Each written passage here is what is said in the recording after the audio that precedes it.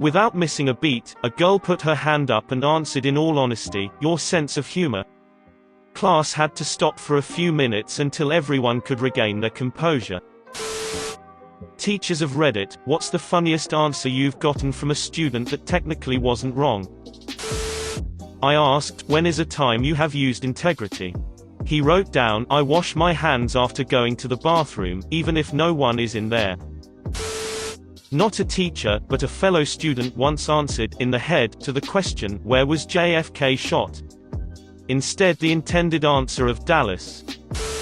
Not a teacher but someone told me this. What side of the road do people in France drive on? Miss, they drive on both sides. In 7th grade on a test the question said, why do some people see some technology as positive, and others see the same technology as a problem? And the kid simply put, because some people are Amish.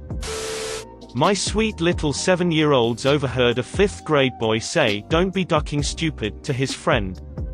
They look up at me, eyes wide, and say, ooh, he said, stupid. Teaching English to middle schoolers in Korea, asked, okay, what's another way you can express surprise in English? After going over expressions like, no way, are you serious? Are you kidding me? Kid yells from the very back of the room, what the duck?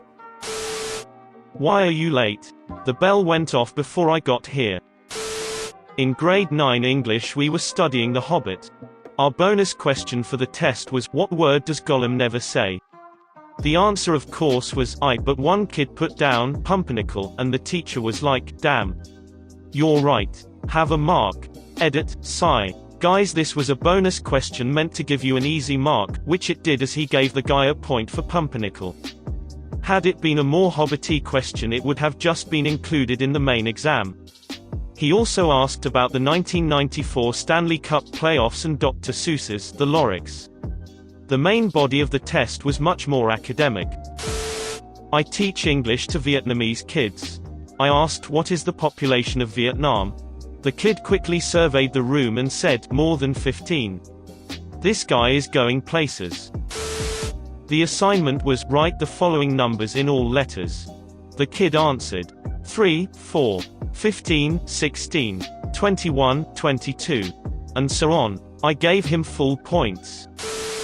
Physical ed teacher here. I always wear shorts teaching. Parent-teacher conferences roll around, grade 1 student comes up to me with her parents. Mr. P teacher, I've never seen you wear pants before. I've never responded quicker to a comment before in my life to clear that up. Reminds me of when my wife worked in an undisclosed location women's shelter. My daughter wanted to see where mommy worked but we could never go. I was picking up my daughter from school when she said, in the middle of the crowded school hall, Daddy, can we finally go visit mommy in the shelter? I worked in a special needs class for a year and there was the one kid with a textbook case of Asperger syndrome. Very bright, very tough nut to crack. I tried to tell him a corny joke once and he was not having it. Why did the chicken cross the road? He likely had business over there or was compelled by force. Well, okay, easily my favorite memory of that class. College professor, teaching developmental psychology. At the end of the semester, I asked all the students to write down the most interesting or important thing they learned. One wrote, babies are stupid and old people still have sex. It's not wrong. Kinda covers the lifespan. Name 2 ways to determine the height of a building using a barometer that is exactly 1 meter long. 1. Take the barometer to the top of the building, drop it, and time how long it takes to hit the ground. 2. Find the owner of the building and say, hey, I have this really awesome barometer I'll give you if you tell me how tall your building is. 3. Run a plumb line of the roof and mark it. Use the meter-long barometer to measure the length of the plumb line. 4. Stand the barometer on end and measure the length of the shadow it casts. Measure the length of the shadow cast by the building. The ratio of the length of the barometer to the length of its shadow will be the same as the ratio of the building height to the length of its shadow. I've got a story from my fiancée's childhood. They were testing her intelligence or awareness, and showed her an image with a TV in a room. The TV was turned on, showing a cartoon, and had a plant on top of it. Q. What's on the television? A plant. Apparently she just kept insisting in utter frustration until the administrator bothered to look at the image, and not the answer sheet.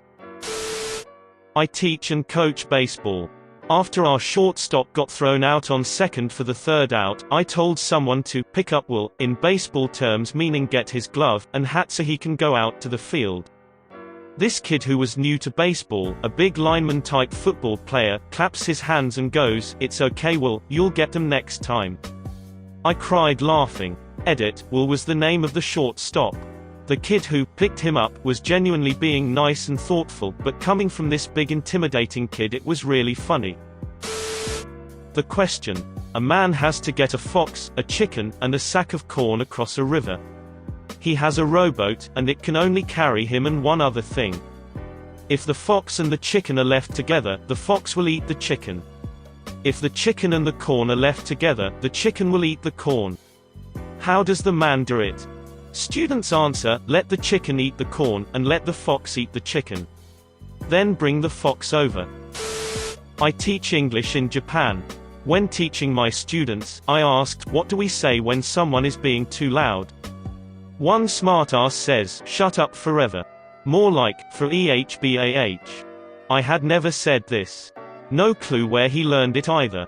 I nearly lost my cool, but he wasn't wrong.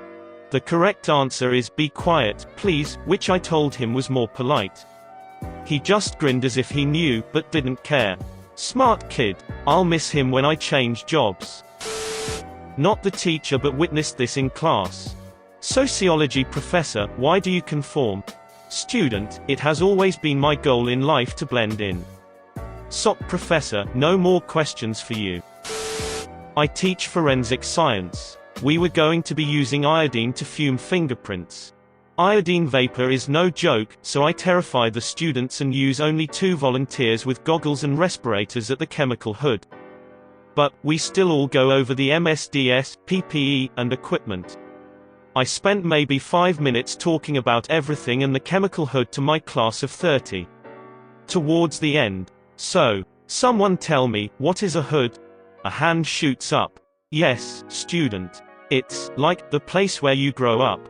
I facepalm, the class laughs, and I'm unable to pivot his answer in the moment. He's on the autism spectrum and wasn't trying to be funny. I have posted about this before. I am not a teacher, but my wife is an elementary school teacher. The kids were practicing their 2's times tables and the question said something along the lines of, John lives in his house with his mom, dad, brother, and grandpa. How many total hands do the people in John's house have altogether? The answer they were looking for was 10 and they wanted the students to show that 2 times 5 equals 10. This young man instead wrote, not enough information. What if someone lost a hand? He wasn't wrong. My wife just wrote, good thinking, on his assignment and gave him full credit. The kid was bright and knew his times tables, so that wasn't an issue. She also had his older brother as a student and said they were both smart, but jokesters.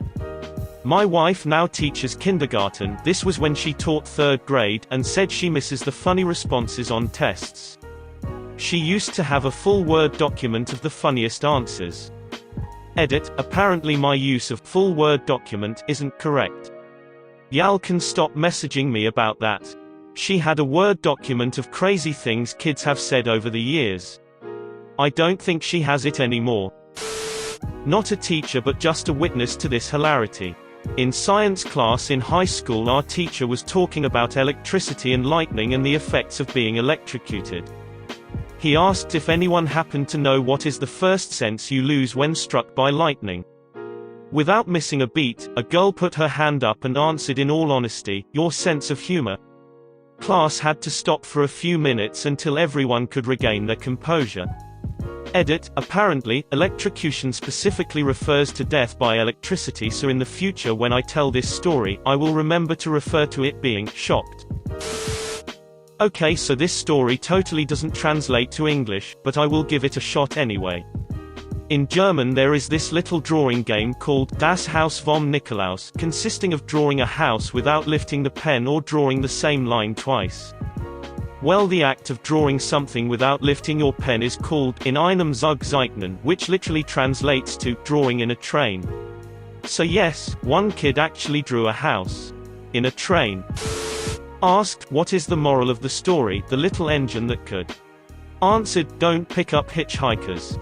To refresh your memory, the engine had trouble getting up the hill because he had taken on several more passengers due to the train breaking down. Not a teacher, but something my brother answered for homework. My brother was in year 1, and his homework was to draw a balloon blown up. He drew a picture with lots of squiggly shapes spread out across the paper. He took it as the balloon blew up, like a bomb, so he drew the leftovers of an exploded balloon. His teacher loved it and gave him full marks. Like and subscribe for more funny, interesting, and scary r/ask Reddit videos.